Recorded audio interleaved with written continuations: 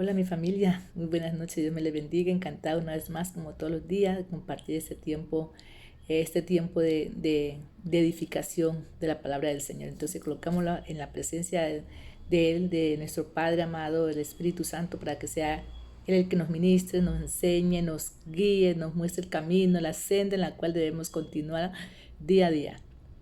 Soberano Padre Celestial, mi Dios Todopoderoso, hoy nos presentamos, Padre eterno, delante de ti, delante de tu altar, delante de tu trono, Padre.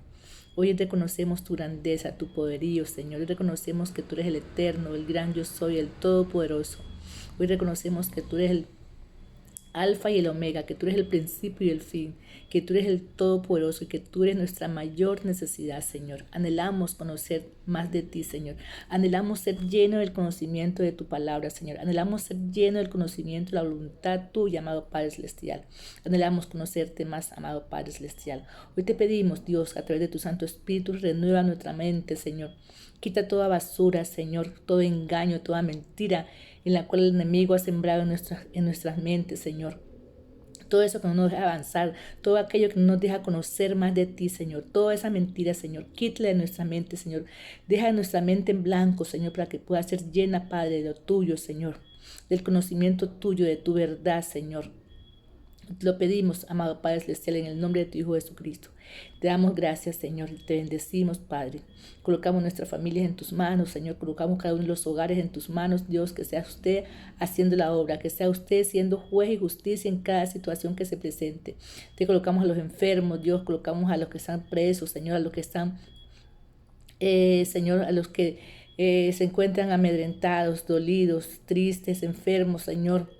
Te los colocamos en tus manos para que seas tú obrando, Dios, de acuerdo a tu santísima voluntad, Padre. Te damos gracias, te bendecimos, colocamos este tiempo en tus manos, en el nombre de tu Hijo Jesucristo. Amén y amén. Bueno, mi familia, hoy vamos a trabajar un texto y precisamente ese texto fue el texto que culminamos nuestra reflexión ayer. Entonces, ese texto es el que va a dar inicio en la de hoy. Y lo vamos a encontrar en Colosenses capítulo 1, versículo 9 al 11. Dice, por lo cual también nosotros, desde el día que lo oímos, no cesamos de orar por vosotros y de pedir que seáis llenos del conocimiento de su voluntad, en toda sabiduría e inteligencia espiritual, para que andéis como es digno del Señor, agradándole en todo, llevando fruto en toda buena obra y creciendo en el conocimiento de Dios, y fortalecidos con todo poder, conforme a la potencia de su gloria, para toda paciencia y longanimidad. Bueno, cuando nosotros escuchamos este texto que le está escribiendo el apóstol Pablo a la iglesia de Colosas, vamos a colocar entonces como ese texto en contexto, a ver qué es lo que pasa, por qué el apóstol Pablo en su momento pues estaba escribiendo eso ahí, qué es lo que estaba pasando en esa iglesia de Colosas. Resulta que en Colosas en la época de Pablo se había levantado una herejía que estaba amenazando la iglesia de Colosas. O sea, se ha levantado una falsa doctrina, una falsa enseñanza.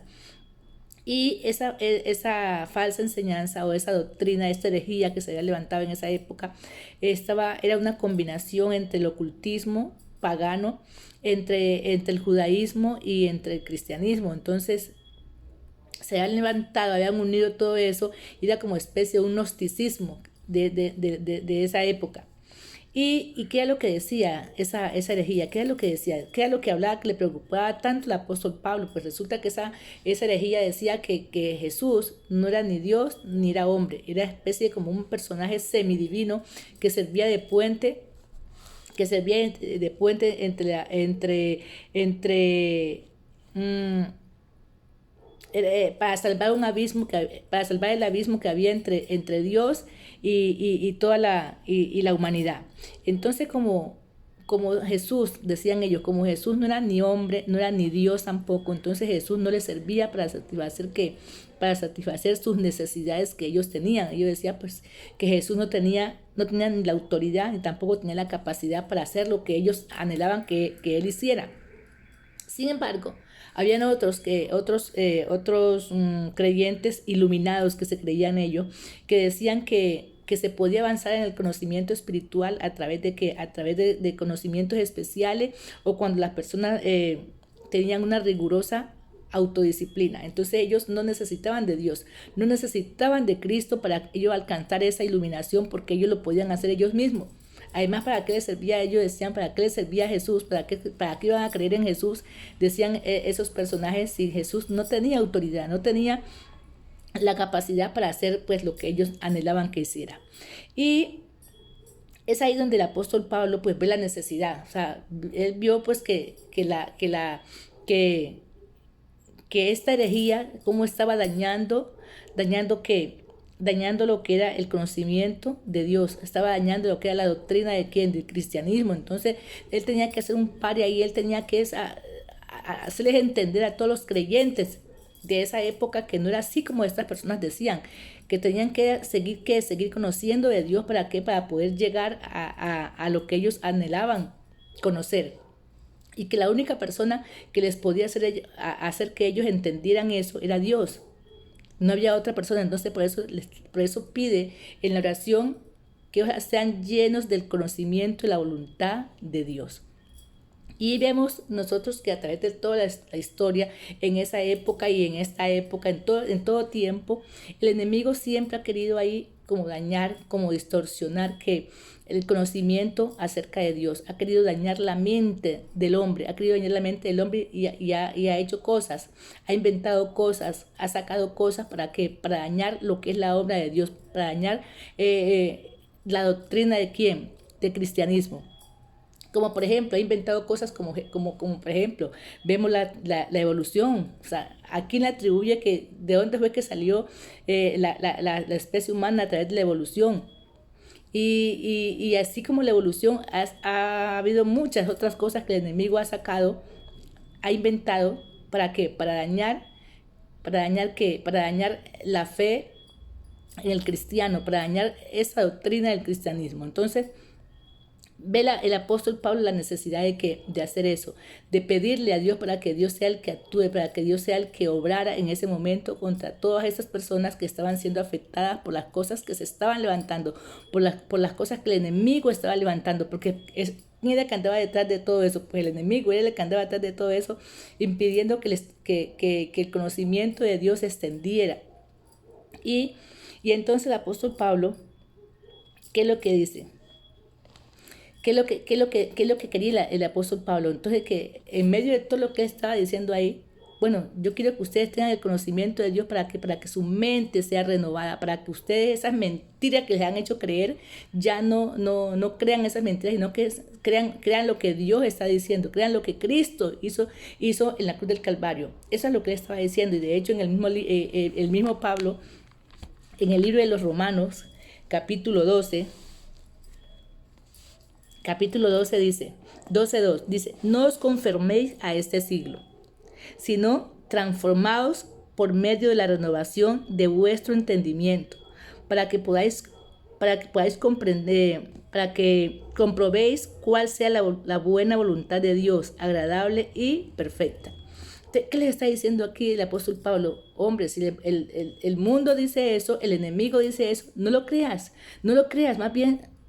más bien que renueva tu mente para que tú comprendas la voluntad de Dios, que la voluntad de Dios es buena, es perfecta y es agradable. Dice, renueva tu mente. Y cuando hablamos de renovar tu mente, es mirar, por ejemplo, así más o menos como que cuando se tiene un computador y ese computador quieren como que le limpian, le sacan todo lo que tiene, lo dejan en blanco, lo dejan vacío, lo dejan como una hoja en blanco. Entonces, así me lo quiere el apóstol Pablo, así me lo decía a los romanos. Y nos dice también a nosotros que renovemos nuestra mente, que quitemos toda basura que el enemigo ha sembrado en nuestra mente, toda mentira que el enemigo se ha dedicado a inventar a través de los siglos, a través de los años, y en este momento también mentiras que se levantan contra la iglesia, cosas que se levantan. Llega mucha gente a cambiar las escrituras, cogen un texto, lo colocan a su manera, a su amaño, y lo sacan del contexto en la cual se tiene que entender. Y de esa manera cambian toda la doctrina del cristianismo. Entonces, ¿qué dice él? Renueven su mente, quitan toda esa basura que tienen en su mente. O sea, bueno, no sé cómo, no recuerdo cómo es el nombre que le da eso cuando cogen al computador y le quitan toda la información que ya no necesiten para poderlos dejar limpiecitos. Lo dejan limpio de tal manera que vuelvan a subir de nuevo todos los programas. O sea, que lo dejan como una hoja en blanco, que así mismo sea nuestra mente, que sea como una hoja en blanco. ¿Para qué esa hoja en blanco? Para que Dios empiece a llenar con el conocimiento de Él, empieza a llenar nuestra mente y empieza a renovar nuestra mente. Por eso que quiere renovar nuestra mente. ¿Para qué? Para que conozcamos quién es Dios, para que conozcamos la voluntad de Dios, que es buena, es agradable y es perfecta. Y miren lo que dice en Corintios 2.16 dice, 2.16, porque ¿quién conoció la mente del Señor? ¿Quién le instruirá? Mas nosotros tenemos la mente de Cristo. Tremendo, tremendo cuando dicen tenemos la mente de Cristo. Lo que pasa es que la tenemos, pero no sabemos que la tenemos, no sabemos seguramente utilizar la mente de Cristo. Pero cuando decimos tenemos la mente de Cristo, tenemos la mente de Cristo, ¿a qué se refiere? O sea, ¿qué es lo que tiene la mente de Cristo? ¿Cómo es la mente de Cristo? Porque no podemos decir que es por la inteligencia, porque si decimos que es por inteligencia, entonces decimos nosotros, bueno, entonces todos los sabios, todos los científicos, entonces son cristianos porque tienen la mente de Cristo. No se refiere a la inteligencia de Cristo. Y cuando nos hablan de la mente de Cristo es mirar cómo actuaba Cristo ante diferentes circunstancias. ¿Qué hacía él? ¿Qué actitudes tenía él frente a adversidades que se le presentaban? Entonces, esa actitud, ese actuar de Cristo es que nos podemos decir nosotros tenemos la mente de Cristo. Cuando actuamos de acuerdo a qué? A lo que él hacía en circunstancias parecidas. Por ejemplo, la confianza en Dios. O sea, ¿cómo es la confianza de Cristo hacia Dios? Por ejemplo, en el momento de cuando llegaban las tentaciones, cuando llegan las tentaciones, que llega el enemigo a decirle, bueno, si eres hijo de Dios, dile que estas piedras se conviertan en pan. O sea, ¿qué hizo Cristo? En ese momentico, ¿qué hizo Cristo? Fue como que a la loca haciéndole caso a Satanás, ¿no? No, él sencillamente actuó como tenía que actuar. Dijo, él sabía que no tenía por qué obedecerle a Satanás, entonces dice, no solo de pan vive el hombre. Y cuando también pasamos ya de ese contexto, nos metemos a otro contexto cuando estaba en el Getsemaní orando, porque ya estaba destrozado Cristo, porque ya sabía que se acercaba la muerte, y entonces, ¿qué dice? Señor, si es posible, pasa de mí esta copa, pero que no se haga mi voluntad, sino la tuya. O sea, si nos encontramos en momentos como ese, en momentos de tentaciones, de prueba, ¿será que actuamos de igual manera que como actuó Cristo en ese momento? Porque Cristo, él pudo haberse retratado y no morir en la cruz del Calvario. Sin embargo, que hizo la voluntad del Padre. Nosotros también hacemos eso frente a las diferentes adversidades que se nos presenten. Entonces, cuando hacemos eso, es tener la mente de Cristo. Ahora, miremos la actitud hacia el perdón. ¿Cómo era la actitud de Cristo hacia el perdón? ¿Qué mandaba Cristo cuando hablaba del perdón? ¿A qué mandaba Él? Decía, y miren lo que dice el Padre Nuestro, Él dice, cuando vayas a orar, ahora sí. Y en un momento en que dice, perdónanos como nosotros también perdónanos como también nosotros perdonamos a los que nos ofenden. O sea, ¿qué está haciendo? Está mandando a perdonar. Perdonamos también nosotros a esas personas que nos hacen tanto daño. ¿Y qué más dice también respecto al perdón? Que hay que perdonar ¿cuántas veces? 70 veces 7. ¿Será que nosotros somos capaces de perdonar de esa manera? Entonces, cuando logramos hacer eso que Cristo hacía, es que tenemos la mente de Cristo. Ahora, otra actitud hacia los demás, hacia las demás personas. A veces somos selectivos en las personas con las que conversamos, o en las personas que tenemos en nuestro ciclo, en nuestro círculo, y desechamos, hacemos a un lado al que vemos que anda como desarrapado, o al que vemos que no va como con nosotros. Sin embargo, Cristo, ¿qué hizo? ¿A quién él buscaba? Al pobre, al menesteroso, al enfermo, a ese que iba a sanar, a buscar, a ayudar. Diga, a la samaritana. Mira que los judíos no iban con los samaritanos. Sin embargo, Jesús, ¿qué hizo en ese momento? Fue a hablar con la samaritana. Fue precisamente la hora que él sabía que iba a estar allá ahí para hablar con ella. ¿Para qué? Para también darle salvación a ella.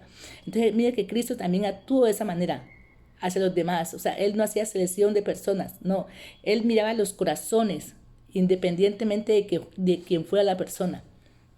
Y frente a los servicios, ¿cómo era Él? Mire lo que dice la palabra, que el Hijo del Hombre no vino para que le sirvan, sino a servir. O sea, Cristo vino a servir a la tierra. ¿Y nosotros qué hacemos? ¿Servimos o esperamos que nos sirvan a nosotros? A veces somos tan soberbios que creemos que los demás tienen que hacernos a nosotros. Comen y dejan el plato ahí, o pasa, alguien está trapeando y pasan por encima y no le importa que el otro esté haciendo la labor, sino que creemos que nosotros somos autosuficientes. No, tenemos que ser humildes. O sea, cuando hacemos eso, cuando servimos también al otro, cuando hacemos un favor sin esperar recompensa, eso es también actuar como actuó Cristo, y eso es tener la mente de Cristo, familia. Entonces, es lo que tenemos que hacer nosotros. A través del conocimiento de Dios, ¿qué vamos a hacer? Vamos a renovar nuestra mente. Y como para reflexión, en esta noche, familia, que hoy nosotros anhelemos tener la mente de ¿quién? Esa mente de Cristo, para que nosotros podamos conocer y hacer las cosas que a Él le agradan, para que nosotros podamos perdonar en su momento, para que podamos vivir en su justicia, para que nosotros podamos ser obedientes. Y eso lo logramos ¿cómo? Cuando renovamos Cuando renovamos nuestra mente.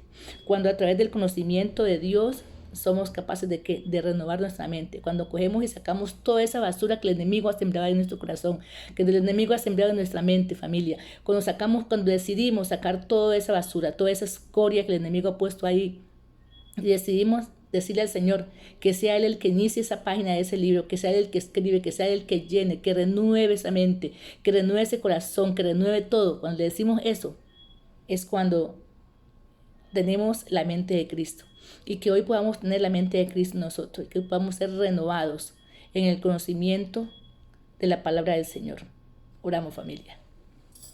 Soberano Padre Celestial, mi Dios Todopoderoso, te damos gracias, Señor. Hoy te damos gracias, Señor, y te presentamos nuestra mente, Señor. Tú sabes, Señor, cada pensamiento que se fragua ahí, Señor. Tú sabes, Señor, todo lo que pasa por ahí, porque tú lo conoces todo, amado Padre Celestial. Hoy te pedimos, Dios, que examine nuestra mente, Padre. Te pedimos, Señor, te damos el aval, Padre, para que la borres, para que borres todo lo que no es tuyo, Padre, todo lo que tú no has plantado, lo que tú no has sembrado en nuestra mente, Señor, bórralo, Padre.